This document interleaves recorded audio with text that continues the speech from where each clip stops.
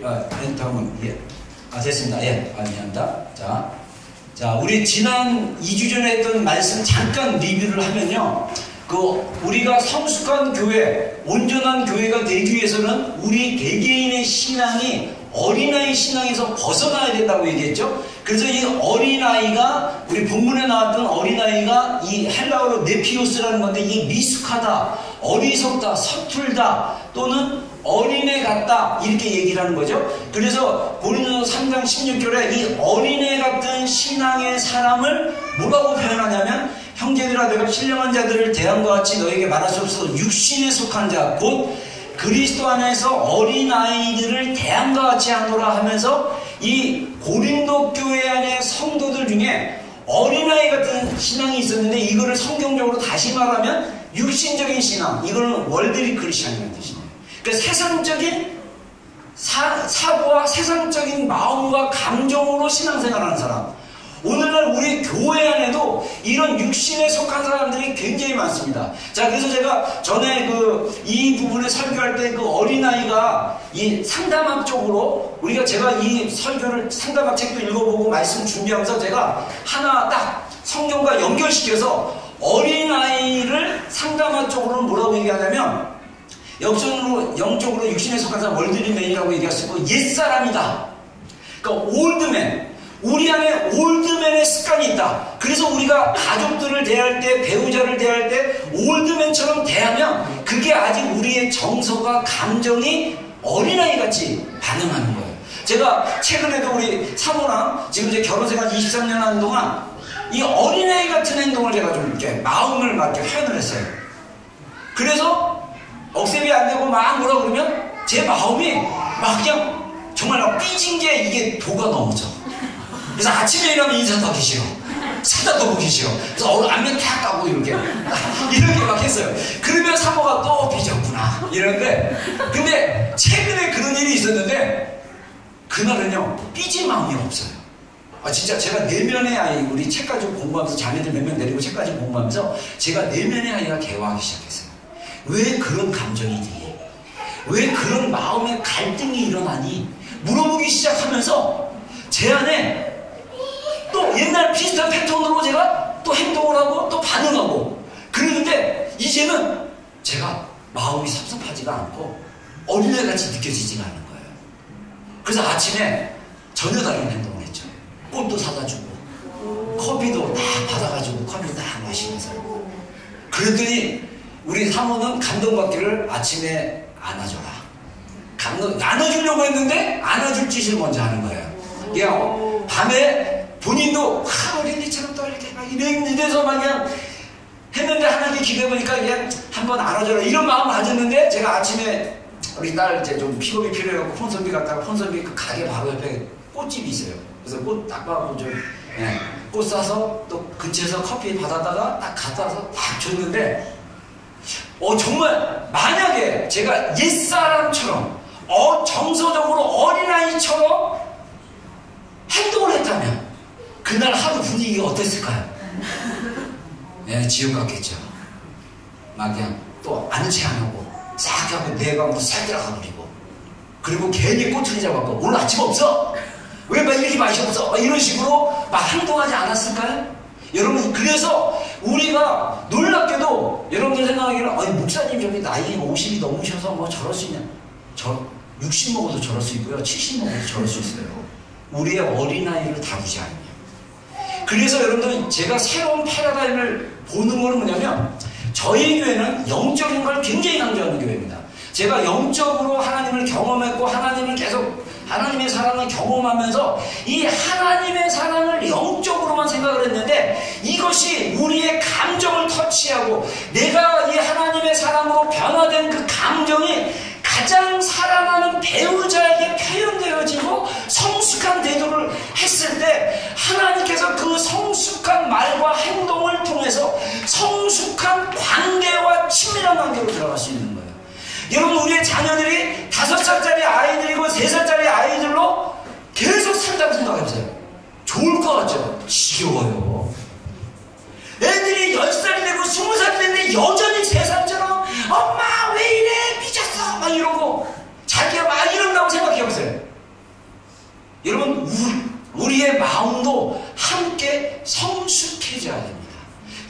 우리가 하나님을 알고 경험하고 기도하고 말씀 묵상하고 순종하는 과정 가운데 우리의 영뿐만 아니라 우리의 정서가 함께 성숙하게 되는 거, 그랬을 때 우리가 성숙한 사람들이 되고, 이 성숙한 사람들이 모여서 하나님을 예배하고 서로를 격려하고 서로를 사랑했을 때 교회가 온전한 교회, 성숙한 교회로 자라갈 수 있다는 것입니다. 이게 원리라는 거죠. 그래서 우리가 상담학적으로는요, 이 옛사람, 우리의 어린아이 같은 그런 감정을 상담학적으로 뭐라고 하냐면요, 내면의 아이라고 얘기합니다. 내면의 아이. 이너 차일드라고 얘기하고요. 이것을 또 다른 말로 얘기하면요, false self라고 얘기해요. 거짓자. 우리 그리스도인 중에 거짓자로 살아가는 사람들이 굉장히 많고요. 특별히 여기 오클랜드, 뉴질랜드 라이프 자체가 좀 남을 별로 의식하지 않는 그런 삶이 있어서 좀 괜찮긴 한데, 한국 가면 엄청 심해요. 한국 가면 문화 자체가 어렸을 때부터 남에게 이렇게 뭐랄까, 흠이 잡히지 않는 행동을 하도록 교육을 해요. 야, 남이 보니까 그렇게 하지 마. 남이 보니까 이러지 마. 너 남이 보니까 그래서 애들이 뭘 실수를 하면 엄마들이 얼굴이 빨개져가지고 애가 다친 거는 관심 없어. 내가 창피한 게 중요해. 애가 뭐 실수해갖고 다쳤다. 근데 다른 사람 뭐 컵을, 예를 들어서 다른 집에 가서 이 컵을, 유리컵을 가지고 있다가 테이블에서 깨쳐서요. 그러면 건강한 내면을 가진 엄마는 먼저 자기 아이, 남의 집에서 깨진 거 정말 미안하죠. 근데 그 미안한 게 중요합니까? 우리 아이가 중요합니까? 자기 아이가 중요합니까? 자기 아이가 중요하죠. 그러면 괜찮니? 다치지 않았니? 아이를 먼저 돌본 다음에 어떻게 합니까? 미안하다고 사과하고 치워주면 돼요. 근데 그러지 못하고 내면의 아이가 건강하지 못하면 우리가 어떻게 받는지 아십니까? 야, 바보같이 엄마 하지 말아야지. 등짝 한번 세게 딱 때려요. 그런 다음에 아이고 미안해요, 아이고 미안해, 아이고 미안해. 그 다음에 이제 마지막에 뭔가 다치지 않았니? 이게 순서가 잘못된 거예요. 근데 그거를 습관적으로 나도 모르게 자동적으로 탁 반응하는 이유가 뭐냐? 내면이 건강하지 않아서. 아직 내면이 건강하지 않은. 저도 아직 치유 중에 있습니다. 저도 아직 계속 치유 중에 있어요. 저도 지금 내면을 계속 치유를 해야 돼요. 그래서 이런 내면이 심하면 심할수록 우리가 이제 상담학적으로 그 몸은 어른인데 행동하는 게 어린아이 같이 행동하는 사람들은 성인아이라고 얘기해요. 아이처럼 느끼고 있는 거예요. 어떤 분야는요, 여러분들은 이런 사람들, 제가 상담학 책 읽어보면 굉장히 많은 사례들이 나와요. 회사에서는요, 변호사예요. 미국에 있는 변호사. 자매인데 엄청 똑똑하고 뭐 그냥 잘났어요. 근데 어떤 문제가 딱 부딪히면 어린아이처럼 행동해버려요. 그래서 못하고 막 이런 일들을 하는 이유가 뭐냐? 우리가 내면을 봐야 되는 거예요. 내면의 상태. 자, 제가 두 개의 사진을 갖고 왔는데, 첫 번째 이게 뭐냐면, 제가 구글에서 싱크홀을 쳐보니까 이 차가 빠져있죠. 차가 한 대만 빠져있는 게 아니라 두 대가 빠져있어요. 이게 뭐냐면 일반 도로인데 텍사스의 한 시골 도로 같아요. 비가 너무 많이 하고 홍수가 나가지고 이게 무너진 거예요. 자, 이 도로가, 다른 도로는 멀쩡한데 왜 이 파트가 무너졌을까요? 이게 우리가 이제 보는 게 뭐냐면, 여기 도로 안에 있는 흙들이 조금씩 이렇게 흘러가서 유실됐다고 그러죠. 이게 없어지면서 이 도로가 구멍이 생긴 거예요. 그러다가 비가 오니까 그 밑에 있는 흙이 더 쓸려가니까 나중에 차가 달려가는데 이 아스팔트밖에 버틸 게 없으니까 이게 푹 빠져가지고 사람이 죽었는지 다쳤는지 모르지만, 이 지나가던 본인 집 앞 도로일 수도 있고 늘 다니던 길일 수도 있고 사람이 다쳐요. 여러분, 우리의 내면이 하나님의 그 정서와 사랑과 그리고 하나님이 주신 그 참된 자, 그래서 우리가 이제 참된 자를 성경에서 말하는 새 사람입니다. 그래서 성경의 에베소에 제가 지난번 설교 때 말씀 나눈 것처럼 새 사람을 입으라 그러잖아요. 옛 사람을 벗어버리고 새 사람을 입으라, 옷을 입듯이 새 사람을 입으라 그러는데, 새 사람을 입는다는 표현은 뭐냐면 참된 자아로 말하고 행동하라는 거예요. 참된 자아와 참된 행동을 하게 되면 우리의 구멍난 것들이 메꿔질 수 있어요. 근데 우리가 계속 감정을 누르고 표현하지 않고 누르고 있다가 뭘 탁 건들면 팍 폭발해버리잖아요. 우리 엄마들이, 특히 엄마 아빠들이 자녀들에게 상처 주는 주된 이유가 뭐냐면 이 싱크홀 같은 거예요. 참아요. 내가 엄마가 하지 말라 그랬지. 아빠가 하지 말라 그랬지. 하지마 하다가 참다 모르게 화가 나죠. 저는요, 우리 가문 안에 이 분노에 이게 있어요. 분노를 컨트롤 못하는 게 있어요. 제가 총각 때도 눈깔이 한 번 뒤집힌 적이 있어요. 미안합니다, 눈알이. 제가 많이 거친 이유는 거친 환경에서, 시장에서 자라가지고. 눈이 뒤집히니까요, 제가 동생이랑 싸웠거든요. 동생이, 이게 구체적으로 얘기해 드려야 되나? 제가 고등학교 때부터 우리 집이 연탄을 날랐는데, 동생이 저보다 8살 어린, 지금 73년생인가 그래요? 8살 어린, 아무튼 8살 어린 동생, 남자 동생이었는데, 제가 군대 제대하고 아마 그 학교 복학하기 어중에 제가 이렇게 막 부모님 일을 도와서 연탄을 다 배달을 했어요. 근데 동생이 도와줘야 돼요. 혼자 일하는 게 굉장히 힘들어요. 완전 진짜 굉장히 힘든 노동입니다. 그래서 막 벽돌 짓고 빌딩 올라가는 것보다 더 힘든 게 연탄 노동이거든요. 근데 얘가 지금 언덕을 올라가야 되는데 사람이 없는데 얘가 저보다 등치도 크고 키도 크고 막 고등학교 때인데 정말 몸이 탄탄한 애예요. 근데 와서 밀어줘야 되는데 안 밀어주는 거야. 이유는 뭐냐? 늦게까지 자는 거예요. 그래서 부모님 가서 깨는데 안 일어나는 거야. 저도 모르게 분노가 폭발했어요. 신발 신고 연탄 나갔던 신발 신고 방으로 뛰어들어서 발로 그냥 가슴을 팍. 그전에는 천사와 같은 아들, 엄마 아버지 말에 너무 순종하는 아들, 노를 못하는 아들, 그런 아들이었는데 내 안에 있는 분노가 자꾸 폭발하니까 그러니까 동생이 또 배들려고 그래요. 그때 눈알이 확 돌더라고요. 8살 어린 동생이 키는 나보다 크지만 제가 깡이 있거든요. 죽으면 죽으리라. 그래서 멱살을 잡고 확 던져버리고 마당으로 끌고 와가지고, 근데 동네 사람들이 못 난리라서 동네 사람들이 다 봤어요. 그때 효자로 알고 있던 제가 이 안에 있는 분노로 말미암아 이 안에 있는 내면이 드러나는 거죠. 근데 신기했던 건 뭔지 아세요? 내가 왜 이러지? 안 하고 싶어. 우리 엄마 아버지 저를 꽉 잡았는데도 이 초자연적인 힘이 저한테 나오는 거예요. 그러면서 왜 이러지? 전혀 제가 딴 사람이 된 것 같은 느낌을 받았어요. 근데 이게 상담학 책에 보니까요, 이 사람이 너무 오랫동안 눌리고 학대되면, 저는 그 케이스가 아니에요. 그러면 자아가 분리가 될 수도 있대요. 근데 저는 그때 분노하면서 제 안에 또 다른 분노하는 어떤 자아가 있었구나를 저는 그때 인식했어요. 그러면서 제가 결혼 생활에서 이게 한 2번, 3번 터졌어요. 별거 아니에요. 애가 말을 안 들어. 근데 저는 올드마인드. 아빠가 말을 하면, 말을 안 들으면 저는 이게 안 된다라는 거짓된 진리를 가지고 애를 갖다가 막 했어요. 진짜 이게 애한테 엄청난 상처죠. 경찰에 신고한다고 해서 내가 전화 딱 던져주고 신고해.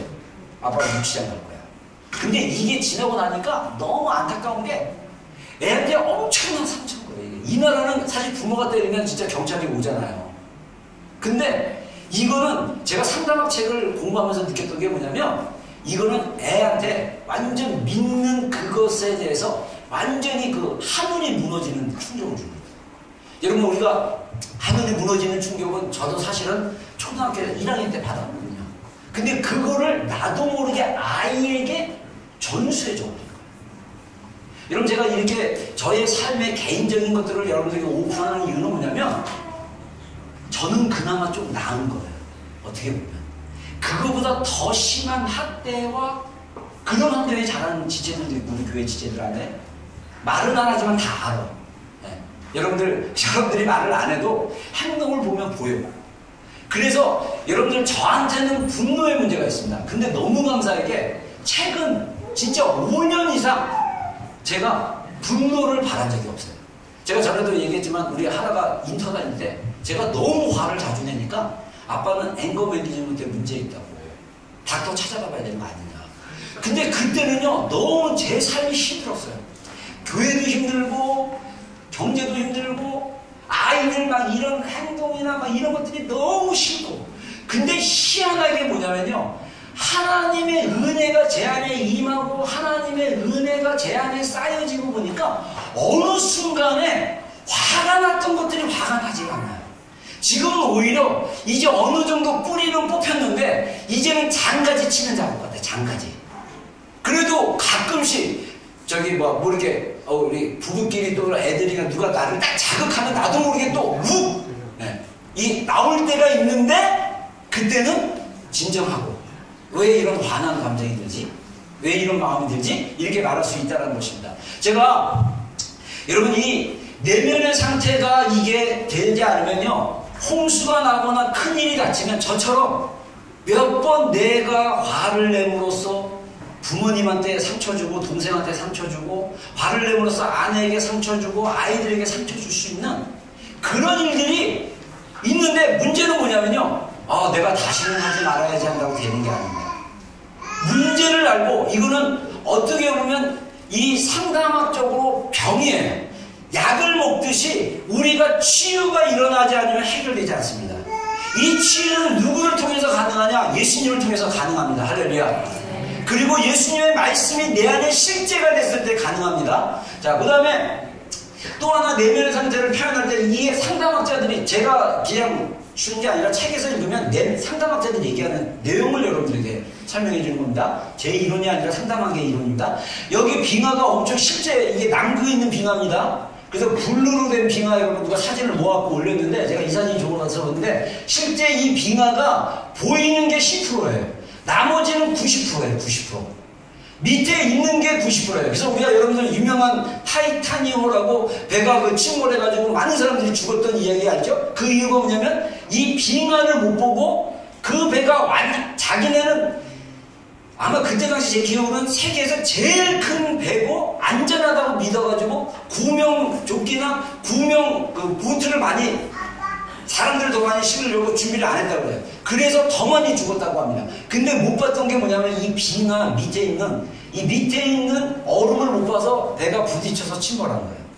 우리의 삶이 살다가 절망이 오거나 좌절이 오거나 세상이 너무 살기 싫은 마음들이 자꾸 들 때는 우리가 어디를 봐야 되냐면 환경을 볼 필요가 없어요. 환경이 아무리 극단적으로 흐른다 할지라도 우리의 내면을 제대로만 잡고 보면 그 환경은 바뀔 수 있는 가능성을 보게 됩니다. 여러분 그래서 이 우리의 삶이요 이 빙하가 90%가 밑에 있는데 이걸 상담학자들이 뭐냐면요 우리의 무의식의 90%가 우리 내면에 있다는 거예요. 근데 우리가 보여지고 말하고 행동하는 이 10%는 뭐냐? 의식세계인데 이 의식세계에서 행동하고 말하는 건 뭐냐면 90%의 무의식 안에서 나온다. 제가 깜짝깜짝 놀라는 것 중에 하나가 우리 아버님이 옛날 분인데 저한테 제가 어렸을 때 기억나요. 한 5살 때, 뭐 2살 때, 막 요셉이 만날 때 또는 시야, 뭐 수아 만날 때 제가 막 놀다가 뭐 울면 저희 아버님이 그랬어요. 남자 자식이 뭘 울어? 남자는 우는 거 아니야. 근데요, 이게 어렸을 때 계속 듣던 말이라서 그런지 몰라도 저도 모르게 우리 아이, 남자애들이 울면 저도 모르게 툭 나와요. 남자 자식 갖가지 갖고 뭐 울어? 괜찮아. 이거 잘못된 거예요. 이거 고쳐야 돼. 아니야. 남자 울 수 있어. 왜 우니? 어디가 아프니? 라고 말해야 되는데 저는 자라면서 그 얘기를 거의 못 들었어요. 들은 기억이 없어요. 또 모르죠. 치유하다 보면 또 주님이 우리 부모님 말씀하신지 모르지만 여러분 우리가 우리의 행동하고 말하는 많은 영역들이 뭐냐면 어렸을 때 부모로부터 받은 상처, 어렸을 때 부모로부터 받은 교육, 어렸을 때 부모로부터 받은 어떤 태도나 이런 걸로 인해서 말하고 행동하는 거예요. 여러분 그래서 우리가 지금 이제 예수님을 알면 성경 말씀을 제가 더 묵상하고 상담을 같이 보니까 하나님의 말씀에 옛사람의 말하는 거나 행위나 이런 거 다 벗어버리고 새 사람을 입고 선한 말을 하고 친절한 말을 하고 다 이런 게 뭐냐면 새 사람으로 나아가는 순종과 행동과 언어예요. 그래서 그것이 바뀌어야 됩니다. 그래서 여러분들 우리가 보통 의사들이 요즘 의사들은 그런지 모르지만 제가 어렸을 때 의사들이 아프다 그러면 제일 먼저 어디를 본지 아세요? 청진기로 뭐 등도 보고 하지만 제일 먼저 혀를 해보세요. 그래. 혓바닥을 내밀라고 합니다. 그럼 혓바닥을 내밀면서 혓바닥을 보고 그 다음에 숨소리 보고 오고 그래요. 근데 혓바닥을 먼저 내미는 이유가 뭐냐면 혓바닥에 보면 혀의 이 바닥을 보면 그 사람의 건강 상태가 어느 정도 나타난다고 합니다. 근데 놀랍게도 하나님의 영적인 말씀도 우리 신체랑 비슷한 것 같아요. 그 사람의 말의 언어와 뉘앙스와 느낌과 그 말에 쓰는 습관을 보면 그 사람의 영적 상태를 알 수 있어요. 더 나아가서 그 사람의 정서 상태도 알 수 있어요. 여러분이 하는 말을 한번 주목해서 한번 보세요. 요즘 스마트폰 좋잖아요. 그죠? 스마트폰 좋으면 하루 종일 녹음을 해보세요. 코좀에 넣고. 그리고 뭐에 집중하냐면 여러분의 말투나 여러분의 말하는 거에 한번 주목을 해봐. 여러분들은 우리도 모르게 무의식적으로 말하는 거? 무의식적으로 말하는 게 뭐냐면 바로 우리 그냥 의식적으로 이렇게 말을 했는데 이 말이 어디서부터 나오냐면 여기 안에서부터 나오는 거예요. 그래서 우리의 무의식을 알고 싶으면 우리가 표현하는 말을 보면 알 수 있어요. 그래서 제가 어떤 책을 읽어보니까 이 우리 교회가 성도들이 우리가 아프면 병원 의사에게 찾아가고 우리 아픈 증상을 다 얘기하면 의사가 들어보고 자기가 받은 의학 지식으로 진단을 한 다음에 약을 처방하잖아요. 정말 교회가 건강해지려면 첫 번째가 영적인 겁니다. 영적인 게 우선돼야 돼요. 하나님을 인격적으로 경험적으로 만나야 돼요. 예수님의 사랑이 우리 심령 가운데 정말 경험되어지면 저는 개인적으로 어떻게 생각하냐면 우리 안에 새 사람이 생기기 시작합니다. 새 사람이 생겼어요. 그래서 이미 우리 안에 새 사람이 개발이 된 거야. 그래서 하나님을 향한 사랑을 경험하게 되면 우리가 사랑의 진짜 사랑이 어떤 건지 진실한 사랑이 어떤 건지를 알게 되게 돼요. 그래서 그 진실한 사랑을 갈구하게 되고 진실한 사랑을 표현하려고 하고 그 진실한 사랑을 살려고 그래. 근데 이게 하나님의 예수 그리스도의 그 사랑을 경험하지 못하면 자꾸 우리가 패턴으로 뭘 가냐면 옛사람을 살려고 그래. 거짓된 자. 여러분 우리가 사랑한다고 표현하는 많은 영역에 있어서 그 사랑의 표현이 집착이거나 의존이거나 이럴 수 있다는 사실 아세요? 그래서 사람이 내면이 건강하지 않으면 중독 증세가 있다고 제가 저번에 얘기했죠. 사람 중독이 제일 무서워요. 교회 안에서도 사람 중독되는 사람도 있어요. 사람 중독, 물질 중독, 과정 중독 막 이런 중독성 상태. 그래서 이 내면이 늘 갈등을 겪고 있는 거.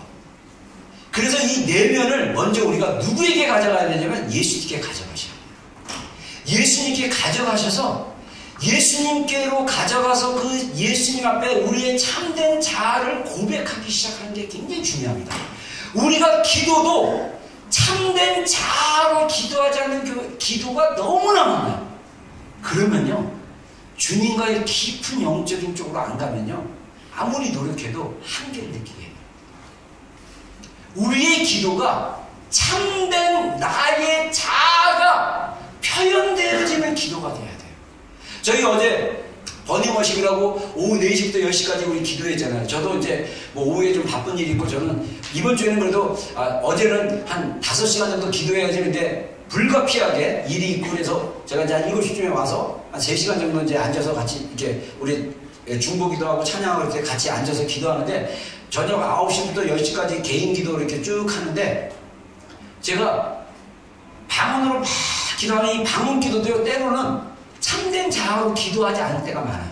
딴 생각하면서 기도해. 그러면 방언 기도가 지겨워. 뭔 기도하는지 모르겠어. 내가 왜 이러고 앉아있지? 이 시간에 책을 읽을걸. 이 시간에 성경을 읽는 게 낫지. 이 시간에 딴 걸 하는 게 낫지. 그래도 방언 기도 하는 게 좋아요.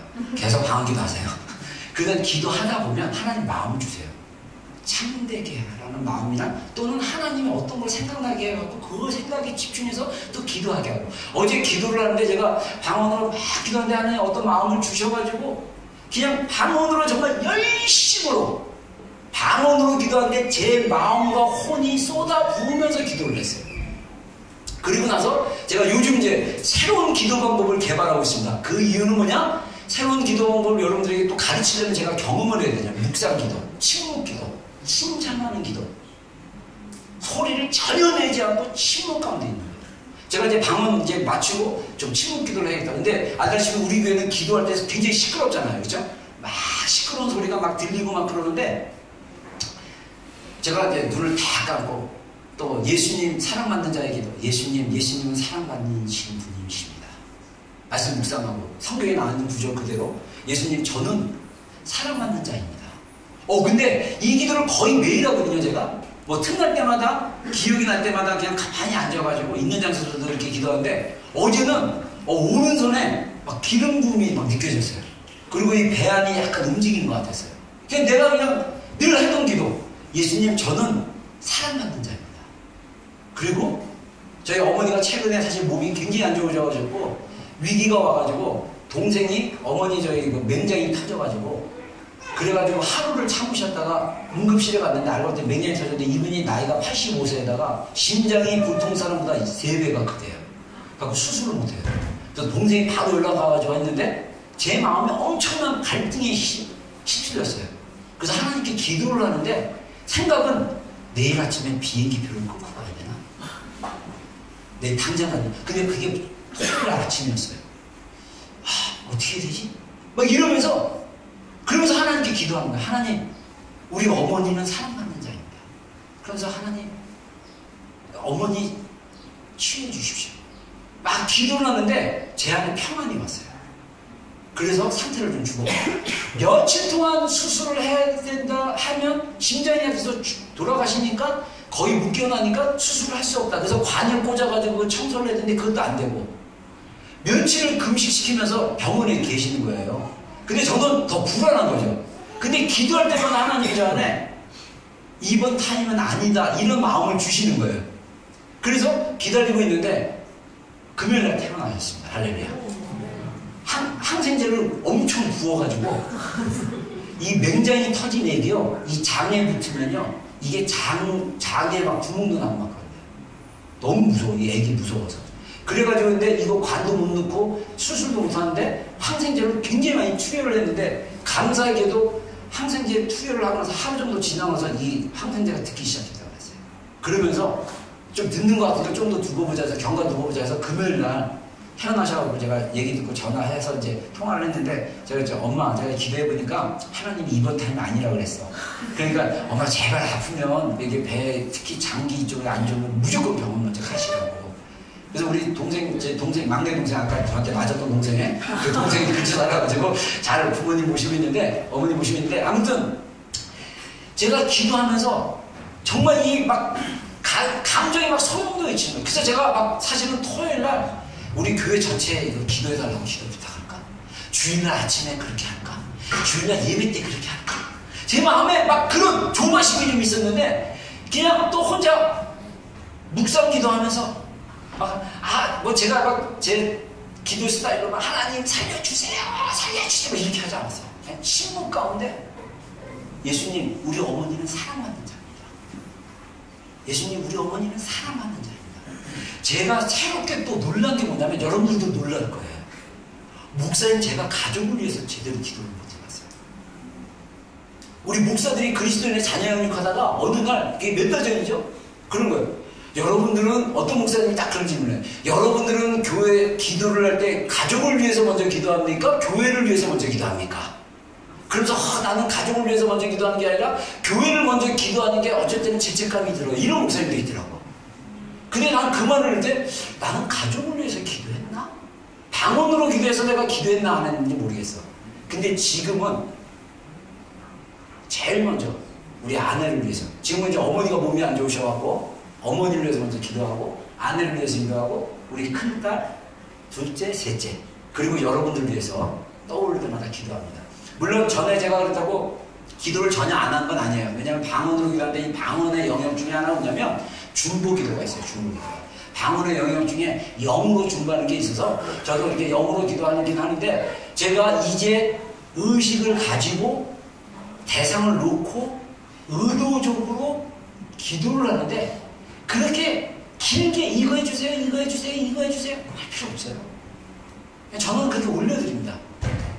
예수님, 사랑하는 아내 윤희는 사랑받는 자입니다. 예수님 사랑받는 자입니다. 그렇게 고백을 하고 뭐 떠오르는 기도 제목 뭘 위해서 기도해줘야겠다. 그러면 그걸 위해서 간단하게 한 문장 던지고 있는 거예요. 그래서 어제 제가 한 20분 정도 침묵 기도를 했는데, 어제는 좀 이게 뭐라 그럴까, 뭐 깊이 들어갔다는 표현이 좀 그렇지만 어제는 밖에 소리가 잘 안 들리더라고요. 정말 제 내면에서 성령님에게 계속적으로 기도하고 예수님께 계속적으로 기도하고 이런 것들이 뭐랄까 평안을 준다니까. 제가 최근에 책을 이렇게 주문했던 걸 받았는데, 뇌파가 인간에게 미치는 영향, 어떤 목사님이 쓴 책입니다. 제가 아직 그 책을 못 봤는데, 우리가 이 기도가 소리를 내든 아니면 침묵으로 기도하는데, 침묵에서 우리의 마음이 소리를 내서 그러니까 속으로 기도하는 거죠. 셀프 토크 하듯이 속으로 기도하는 것이 우리 영 안에, 우리 뇌 안에 파동을 일으킬 수 있다는 거예요. 그래서 우리가 하나님과 닿을 수 있는, 하나님의 성령이 우리 내면에 있잖아요. 이 성령님과 닿고 교제할 수 있는 그런 영적인 교제가 가능하다는 것입니다. 자, 그래서 우리 내면의 상태가 무엇이 가운데 있다. 그래서 우리가 그럼 온전한 사람이 되려면 어떻게 되냐? 영적인, 오늘 본문에 보면요, 영적인 건의자에 대한 양육이 필요하다는 것입니다. 우리 한번 읽어보겠습니다. 시작.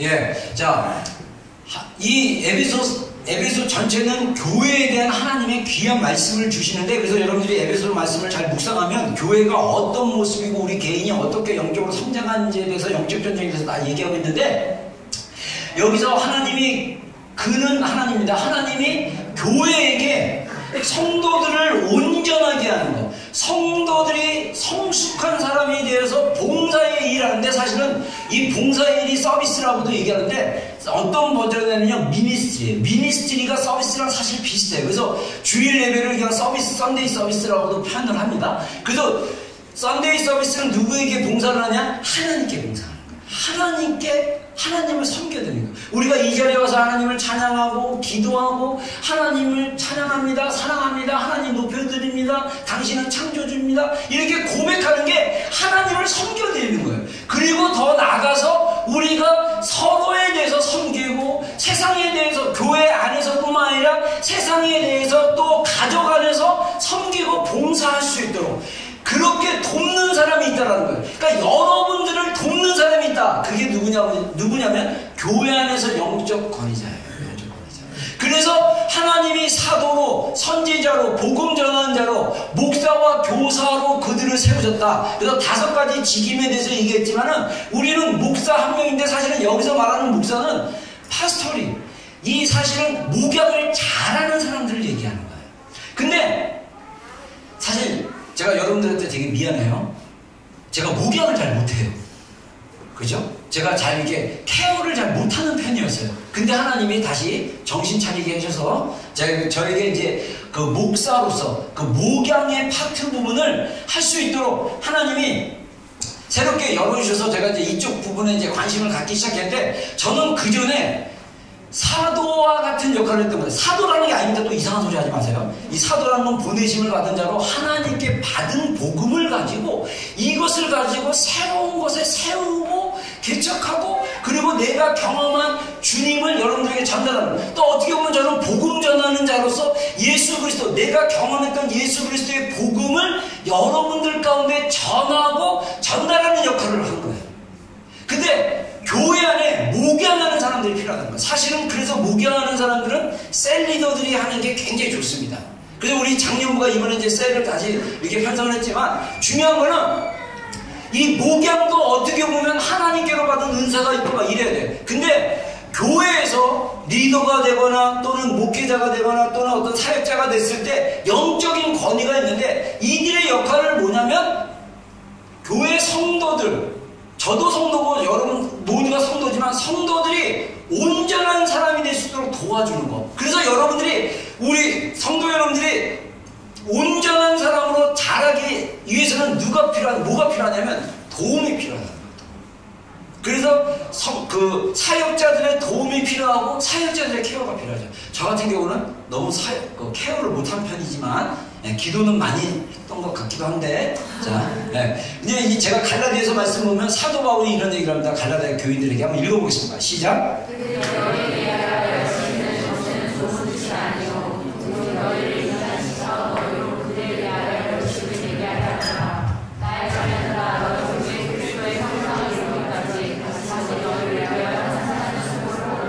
예. 자, 여기 갈라디아 교회는 사도 바울이 개척했던 교회입니다. 참된 복음을 전함으로써 갈라디아 교회 성도들의 변화가 엄청 일어났어요. 그리고 이 4장 앞에 보면요, 갈라디아 교인들에게 뭐라고 얘기하냐면요, 너희가 나를 대할 때 천사와 같이 대했고 또는 그리스도와 같이 대했다. 정말 사도 바울이 이 육신으로는 되게 연약해 보였거든요. 그래서 어떤 성경학자들은 여기서 갈라디아 교인들에게, 갈라디아 교인들이 사도 바울을 갖다가 대접하려고 어떤 식까지 대접하냐면요, 눈이라도 빼어주고 싶다고 막 그랬어요. 그래서 어떤 성경학자들은 사도 바울이 이 안구, 눈에 이상이 있어서 그렇게 그 연약한 걸 보고 성도들이 아이고 사도 바울님 그 눈이 그렇게 안 좋으시니까 그 제 눈이라도 빼서 정말 사도 바울님께 드리고 싶어요 라고 할 정도로 사랑했다는 거예요. 근데 그들이 와서, 그들은 뭐냐면 거짓 교사들, 복음을 변질시키는,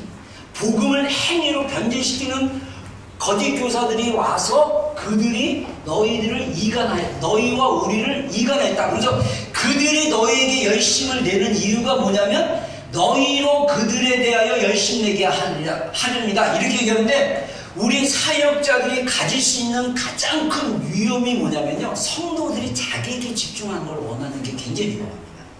이거는 마치 뭐냐면 압살롬의 얘기예요. 우리가 성경에 보면요, 다윗의 아들 중에 압살롬이 있는데 압살롬은 외모가 탁월한 사람이었습니다.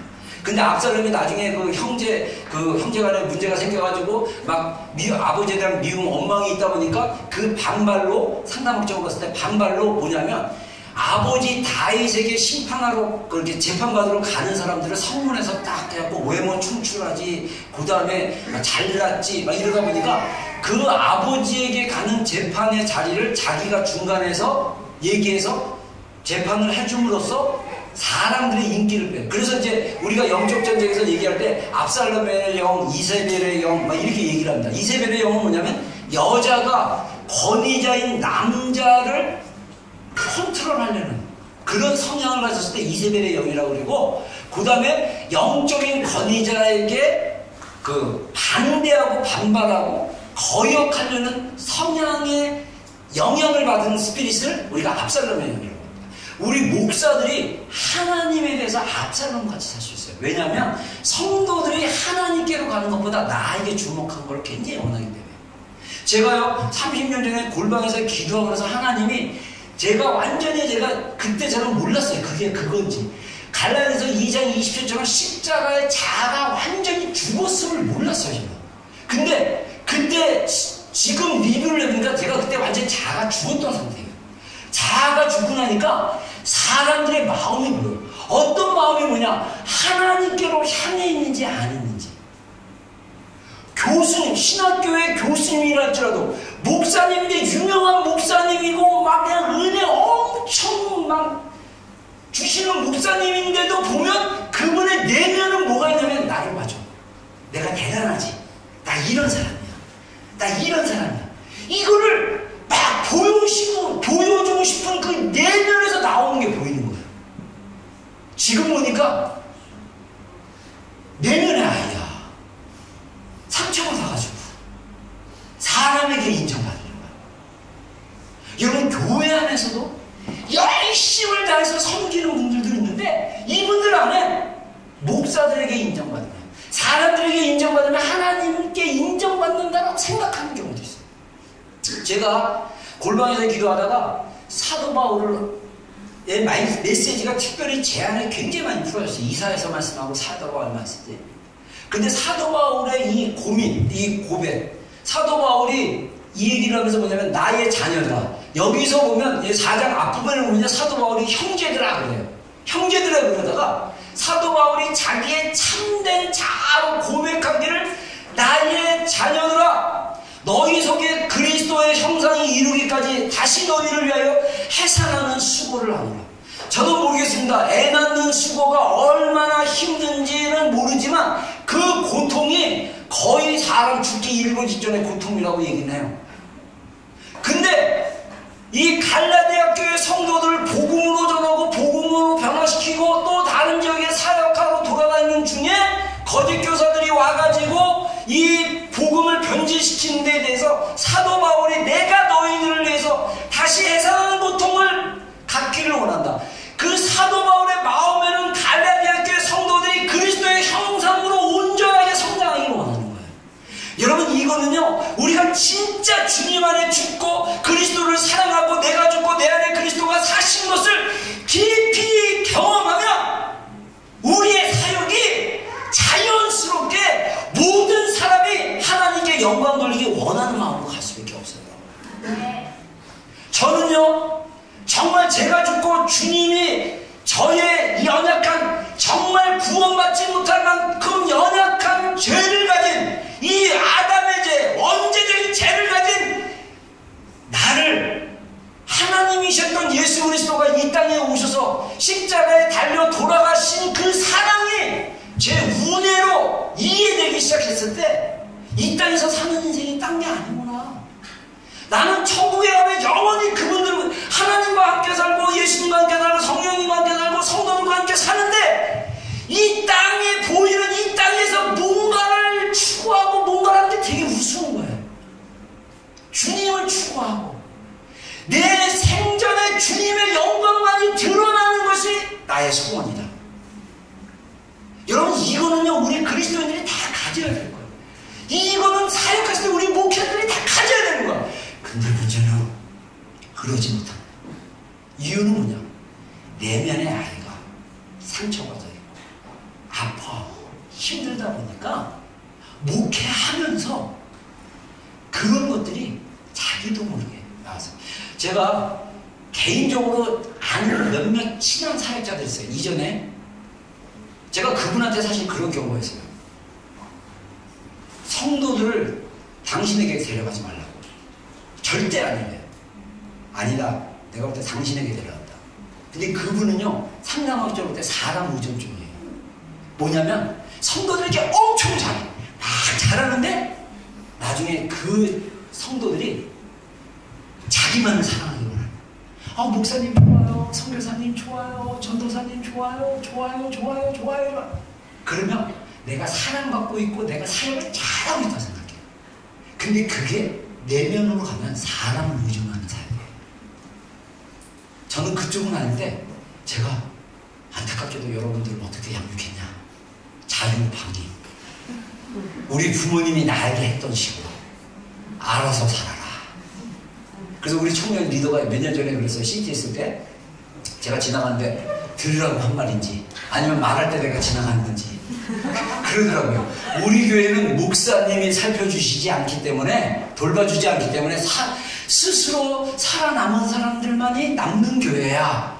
근데 제가 거기를 싹 지나가면서 그 얘기를 딱 들었을 때 맞는 말이다. 제가 그랬던 목사예요. 너무 웃기죠? 저 사역 도와준다고 왔던 분이 나한테 뭐냐면, 왔더니 목사님이 완전 호랩이 목회하고 있다고. 전혀 청년들을 안 돌, 그때는 결혼한 가지 하나도 없었어요.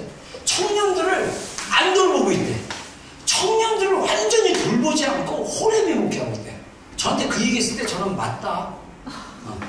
근데 그거를 당연하게 생각했어요. 바보같이. 그러면 안 된대. 그러니까 제 내면이 정서적으로 건강하지 않으니까 그렇게 했어요. 우리 아이들이 크는데도 제가 똑같이 했어요. 집에 가서요, 제가 청년사역 하면 맨날 저녁에 모여요. 애들 직장 가고 학교 가면 저녁에 주로 모이면 거의 일주일 내내 저녁에 나가 있거든요. 그럼 애들이 어릴 때 그런 거예요. 아빠, 오늘도 나가? 그럼 난 자랑스럽게 응.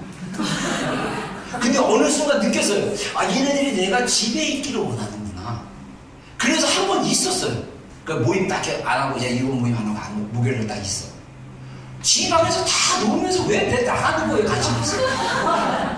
근데 알고 봤더니 아이들은 아빠가 집에 있기만 해도 안정을 누리는 거예요. 근데 저는 그런 생각을 못했어요. 오히려 제가 집에 들어갔으면 아무도 없어요. 그래서 저는 집에 있는 게 너무 싫었어요.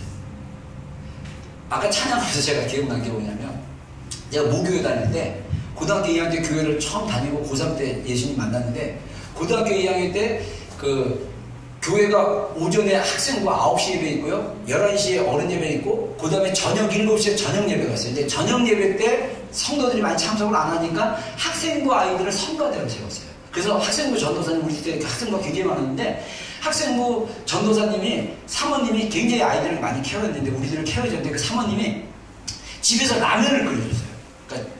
그래서 라면 먹고 성가대 연습시키고, 사모님이 성가대 지휘자였는데, 우리 저녁 예배, 그리고 성가대 하고, 그리고 집에 가면 밤 9시, 10시 됐어요. 근데 저는 9시 예배, 그때 예수님 믿지도 않고 교회 나가는 게 너무 재밌어가지고 9시까지 교회 도착해가지고 7시에 일어나서 막 버스 2번 갈아타고 막 이렇게 교회 가서 막 놀고 막, 근데 저녁에 애들이 막 저녁 예배 드려야 되는데 막 가는 거예요. 그때 우리 사모도 있었어요. 그래서 막 가는데 나는, 야, 왜 가? 여기 저녁 예배 같이 드리자. 막. 그런데 나는 예배가 좋은 게 아니라 집보다 교회가 너무 좋은 거야. 그리고 애들이 너무 예배 끝나자마자 바로 집에 가는 게 너무 이해가 안 됐어요. 아, 이렇게 교회가 좋은데 뭐 집이 좋다고 저렇게 가지? 이렇게 단순했어요. 그러니까 스위트한 홈을 경험을 못한 거야. 집은 엄마 아빠가 별로 돌아보지 않아서 외로운 거, 그래서 친구들이 있는 곳, 사람들이 있는 곳에 가는 게 저는 행복하다고 생각을 한 거예요. 근데 하나님이 선물로 주신 3명의 자녀들이 그렇게 어렸을 때 입은 거를 제 내면이 몰라가지고 사역한다고 열심히 돌본다고 돌봤는데, 문제는 뭐냐? 아이들과 함께 즐기는 것을 못했어요, 제가. 그게 제가 지금 시간 돌이키면서 되게 개인적으로 아쉽습니다. 그래서 애들이 이제 결혼하고 손주들이 생각하면 또 이제 미치겠죠, 그렇죠? 근데 중요한 거는 여러분들에게는 무한한 가능성이 있어요.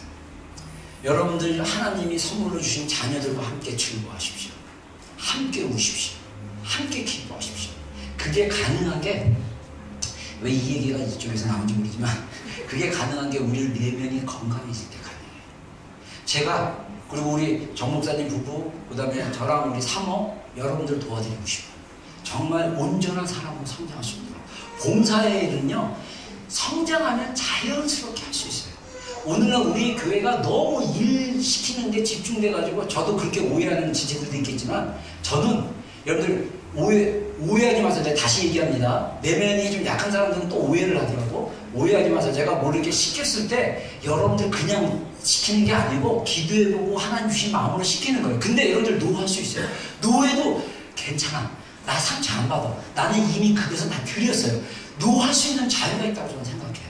목사가 시킨다고 마음이 막 내면 갈등이 있고 막 힘들고 괴롭고 하면 할수록 미치고 환장하고 교회 떠나고 싶은데 할 필요가 없어. 안 떠나고 그냥 있어. 그냥 머물러 계잖아.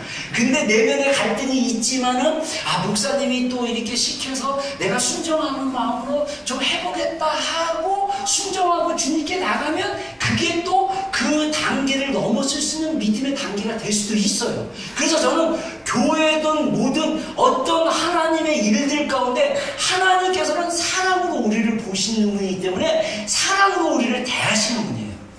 약간 거칠고 미숙한 저의 정서적인 태도가 아닌, 제가 표현이 좀 미숙한 편이에요. 그래서 저도 그거를 고치는 중입니다. 그래서 그렇게 자라가고 있고요. 그 다음에 공동체 안에서 도움을 받는 겁니다. 자, 우리 한번 읽어보겠습니다. 시작.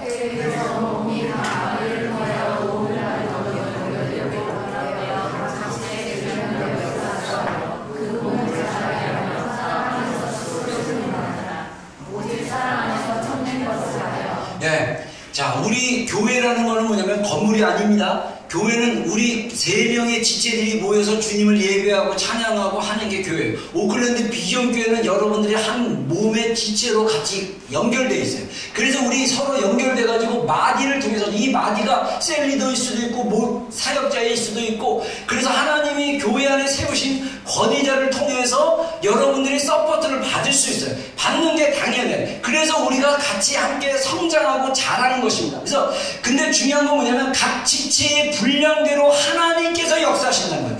여러분, 아무리 믿음이 없고 아무리 나는 뭐 할 줄 아는 게 아무것도 없어요 라고 하는 사람 안에도 하나님이 역사하시면 그 사람이 할 일이 있어요. 군뱅이도 기는 재주가 있다고 그러잖아. 분명히도 길어. 근데 저기까지 가. 그러니까 내가 아무것도 할 수 없다라고 생각하지 마시고 하나님이 연약한 나를 어떻게 사용하시는가를 묵상하고 여러분들이 주시는 능력 안에서 순종해서 나가면 하나님이 그 안에서 역사하시는 거예요. 그러면서 서로 도움을 받고 결합돼서 서로 함께 자라갈 수 있는 것입니다. 그게 하나님께서 각 지체에게 그 분량대로 역사하사 그 분량의 그 기준은 누구냐? 성령님이에요.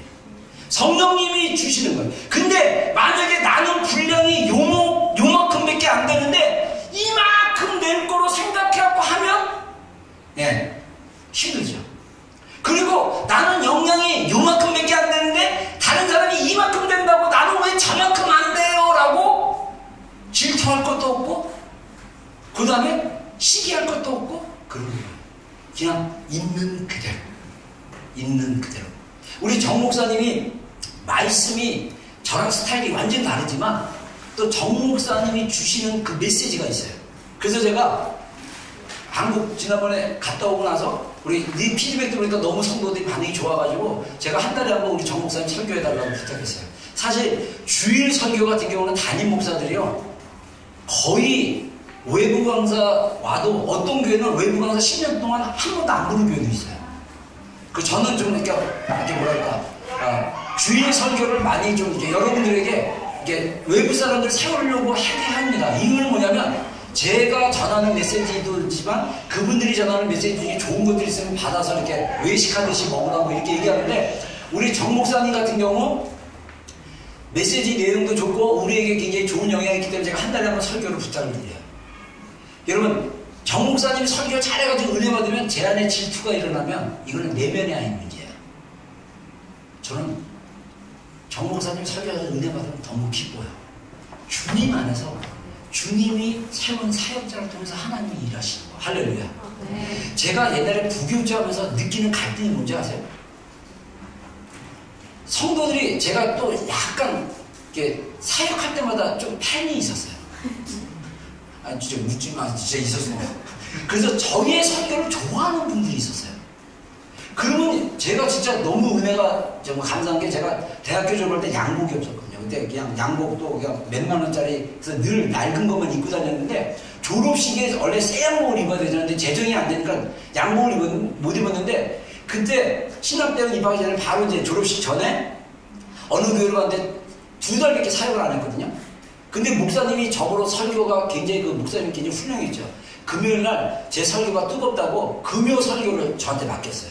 그래서 제가 1시간 설교하고 목사님 30분 설교하고 성도도 죽는 거죠. 금요일날 기도하러 왔다가 그렇게 하게 했는데 그 금요 기도할 때 설교에 은혜 받은 어떤 집사님이 저한테 양복 한 벌 해주고 싶다고. 그래서 제 이름이 새겨진 수제 양복이었어요. 진짜 그때 당시 되게 비쌌거든요. 근데 저는 못하겠다고 했어요. 목사님도 한 번 해주고 나도 한 번 해줘라. 내가 이거 하는 거 아니다. 왜? 한국교회 분위기가 사회자들이 경쟁한다고 생각했어요. 그리고 목사님한테 그렇게 안 하고 몰래 양복을 하면 죄짓는 느낌을 들었어요. 그래서 안 내놨더니 그 양복 정하는 집사님이 그 돈을 내는 집사님은 이제 돈을 내서 이렇게 하기로 했는데 이분이 자꾸 오라고 하는데 제가 안 갔거든요. 전도사한테. 그러니까 얘가 나한테 화를 확 내면서 그분이 돈이 있으면 목사님도 해주죠. 돈이 없는데도 전도사님 해준다고 그러는데 그거 못하면 이분 한 번 팔겠다고. 그래가지고 제가 네 알았습니다. 근데 제가 그 양복을 벗을 수가 없어. 벗으면 내 이름 써있지 그 양복점 그 집사님 양복점 그게 마크가 딱 나와 있는데 그거 어떻게 벗어? 너무 괴로웠어요. 그게 진짜 그 교회에서 사역하면서.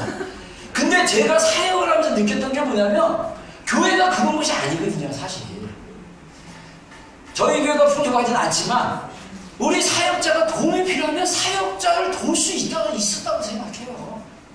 교회 재정이 넉넉하면 어려운 사역자 사역을 해서 수고하신 분들에서 충분한 지점을 줘야 된다고 저는 생각합니다. 아멘입니까? 아멘. 하나님이 주신 것을 나눌 수 있어야 된다고 생각해요. 저는요 우리 교회 재정이 풍부하면요 진짜 예전에 돈이 너무 없어가지고 막 추석 때라든가 명절 때 되면 막 한국에서 그 거봉 포도 오면 그거 너무 먹고 싶은데 40불이야. 이거 살 돈 없어. 그럼 제가 한 2년 전인가 거북이 너무 먹고 싶은데 저는 돈이 없어요. 그래서 제가 생각하기를 우리 나처럼 목사님들 중에 개척교회하는 목사님 중에 먹을 목사들 없으니까 그 목사들이랑 같이 먹으면서 나도 하나 먹자. 그래가지고 교회적으로 5박스 사가지고 제가 아는 목사님 중에 형편 어려운 목사님 나눠서 교회에서 주는 거에서 저도 한 박스 먹었어요. 잘했죠. 여러분 진짜 여기 좋은 누지는 되어 있지만은 재정적으로 어렵고 힘든 사람들 많아요. 저는 그 과정을 통과하고 너무나 감사하게 하나님이 저희 생활비의 90%가 교회 재정에서 나와요. 이것도 정말 감사해요. 그리고 나머지 10%는 오늘도 아침에 카톡한 우리 친구 목사, 강원도에서 목회하는 목사, 얘가 한번 놀러 왔다가 남성 여행 우리 부부 다 880불 전액 다 대줘가지고 같이 남성 다 같이 돌아다니게 해주고 저랑 친했던 목사도 아니에요. 저는 앞에 앉았고 눈 나빴고 맨날 앞에 앉았고 걔는 키가 크고 맨 뒤에 앉았던 애예요. 근데 어느 날 연락 와갖고 나 안식으로 쉬러 간다 같이 놀러 가자 그랬는데 제가 기장하는 말인지 했더니 그 친구가 한 성도에 헌금 1,000만 원을 받아가지고 왔는 김에 나랑 같이 가자 그래갖고 같이 다니는데 퀸스탄에서 패러글라이딩 400불 주고도 타는 거야. 내가 그래서 너 타라. 나 돈 아까워서 안 탄다. 나 고소공포증도 있고 안 탄다 했더니 괜찮아 같이 타. 그래갖고 같이 타가지고 그래서 저는 이때 야 얘 나 친하지 않은 친구였지? 응? 와서 이렇게 충분하겠죠. 그리고 나서 또 한 달에 10만 원씩 제 개인 통장으로 그냥 헌금하겠다고 해서 매달 넣어줘요. 그러니까 야 이건 진짜 하나님의 은혜입니다. 여러분 우리가 하나님께 순종하고 하나님을 위해서 섬기잖아요. 하나님이 주시는 페이버가 있어요. 저랑 대학 다닐 때 한두 번 얘기하고 동갑이라서 중간에 군대 갔다 와서 같이 공부할 기회가 한 학기밖에 없었던 친구. 복학하면서 학년이 달라가지고 그냥 1학년 고등학교 졸업하고 만나서 이름하니까 야 득경아 반갑다 막 이러고 지냈던 친구를 통해서 하나님이 공급하심이 있는 거예요. 왜? 하나님을 따르면 저는 하나님께 순종하고 하나님을 사랑하고 하나님께로부터 열매 맺기를 경정하고 그리고 살아가는데 하나님 주시는 페이버가 있습니다. 여러분 저는요 진짜 우리가 하나님만을 사랑하고 하나님만을 따르고 우리가 하나님 마음 가운데 들어가고 하나님을 사랑하는 자로 살면 하나님이 우리 인생 가운데 부어주는 이 페이버가 엄청나요. 우리 공동체가 서로 이렇게 사랑했으면 좋겠습니다. 서로 사랑 안에서 참된 말을 했으면 좋겠어요. 그래서 우리 여기 보면요 이 옛자로 얘기하지 말는 거예요. 옛자는 뭡니까? 거짓자 더러운 말을 내 입 밖에 내지 말고 덕을 세우는데 소용하는 대로 선한 말을 듣는 자에게 은혜를 끼치게 하라. 하나님의 성령을 근심하지 하지 말라. 그 안에서 너희가 구원의 인치심을 받았느니라. 너희는 모든 악독과 노함과 분냄과 떠들과 비방하는 것과 모든 악의를 함께 버리고 서로 친절하게 하며 불쌍히 여기며 서로 용서하기를 하나님이 그리스도 안에서 너희를 용서함 같이 하라. 자 재밌는 사실은 에베소 말씀을 보면 사도 바울이 그 에베소 교회 사역했을 때 에베소 성도들은요 예수 그리스도의 그 깊은 사랑을 경험했습니다. 그래서 에베소 3장에 보면 그리스도가 너희 마음에 계시게 하옵시고 그리스도의 사랑을 알아. 그 길이와 높이와 넓이와 그 깊이를 너희가 그리스도 아는 데까지 자라가기를 원하노라. 이렇게 기도를 했는데 에베소 성도들은요 그것을 경험하는 과정 중에 있는 성도들이었어요. 근데 그 성도들 안에 어떤 말이 나오냐? 악독한 말이 나오고 노하는 말, 분내는 말, 떠드는 거, 비방하는 거. 그 막 사람들에서 야 걔가 얘가 이랬는데 우리 교회 서로 지체들끼리 얘가 이래서 내 마음이 힘들고 하면서 막 비방하고 헌담하고 막 이런 것들이 있었던 교회라는 거예요.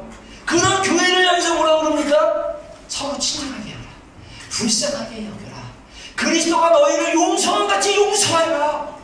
여러분 이게 단순한 잔해에서 들리는 음성이 아니라 운해로 받아들이기 시작하면요 우리가 너무 행복해요. 불쌍하다고 여기고 그 마음을 가지면 싸울 게 없어요. 나한테 막 해서 나 상처 주는 거 같아. 아이고 불쌍한 인간, 아이고 불쌍한 사람 이러면 끝이야. 미워할 것도 없고 싫어할 것도 없고 꽁 해가지고 이거 가지고 딴 사람한테 야 걔가 있잖아 이런 것도 없어. 그냥 불쌍한 인간, 불쌍한 사람 이렇게 될 수 있는 거예요. 우리가 공동체가 정말 서로 친절하게 해요. 영성이 이게 또 제가 그 바이블 칼리지에서 이것도 책에 아주 좋은 말이 있어서 제가 구글 번역으로 했더니 이렇게 나옵니다. 영성은 평범한 삶을 비범한 방법으로 살아가는 것이다. 자, 우리가 영성이라는 것은 주님과 영적으로 결합되어지고 경험되는 건데, 이거는 뭐냐면 우리의 삶이 평범한 것. 애 키우고 남편 직장하고 내가 직장생활 직장 늘 있던 것들은 평범한 삶 같지만, 우리가 내면에서 주님을 깊이 경험하면 이 직장은 주님이 주님 직장이고, 이 직장은 주님이 나를 통해서 일하시는 통로다라고 생각한다면 나의 직장에서의 말과 행동과 삶이 달라져요. 세상 사람들이나 우리의 가족들이나 사람들이 진짜 원하는 게 뭔지 아세요? 하나님 살아계신 실제를 원해요. 하나님 살아계신 실제를 우리가 어떻게 보여줄 수 있습니까? 우리 내면이 변화되면요, 자연스럽게 변해요. 보여줄 수 있어요. 제가 감사하게도 우리 자녀들한테도 우리 아내한테도 그리고 여러분한테도 목사님이 좀 변했어라는 말 듣는데, 이거는 굉장히 좋은 거예요. 저 변한 거 좀 같죠? 네. 아닌 것 같구나. 아무튼 그래서 우리는 날마다 내면이 바뀌어져야 돼요. 우리는 날마다 주님이 만져주심을 경험하고, 그래서 이 내면이 바뀌면 되는데, 여러분 여기 말씀해 보면요, 자, 주 안에서 항상 기뻐하라. 내가 다시 말하노니 기뻐하라. 삼가 누가 누구에게든지 악을 악으로 갖지 말고 서로 대하든지 모든 사람에 대하여 항상 선을 따르라. 항상 기뻐하라. 쉬지 말고 기도하라. 범사에 감사하라. 이것이 그리스도 예수 안에서 너희를 향한 하나님의 뜻이니라. 여러분들 항상 기뻐할 수 있다고요? 쉬지 않고 기도할 수 있다고요? 범사에 감사할 수 있다고요? 말도 안 돼! 라고 말할 수 있는데, 말이 안 된다고 생각하는 이유가 뭐냐면 우리의 영성이 그렇게 보고 그렇게 느끼기 때문이에요. 우리가 주님과 연결되어 있잖아요. 기뻐할 수 없는데요? 기뻐할 수 있습니다.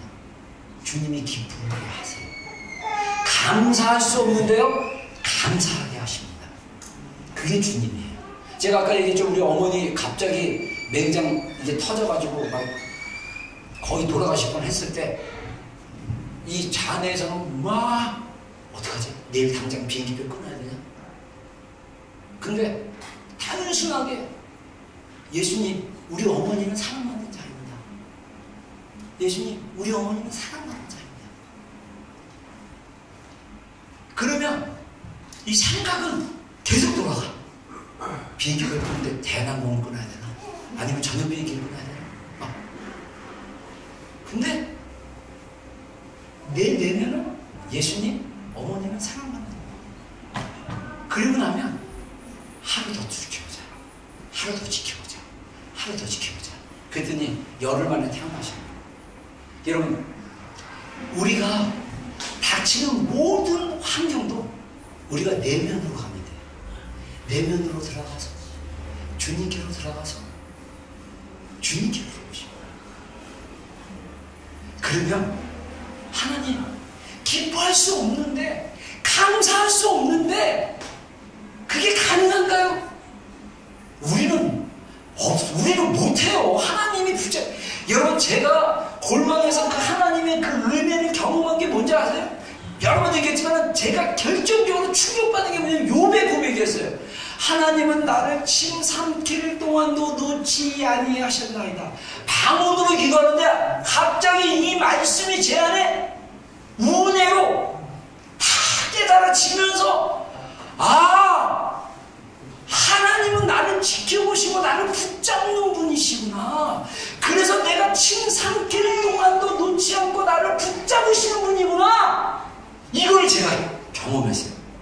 그러면서 내가 살아가고 숨쉬는 거, 이거 주님의 능력으로 가능하는구나. 내가 그냥 숨쉬고 내가 뭔가 하면 내가 한 것 같은데 내 안에서 주님이 하시는구나.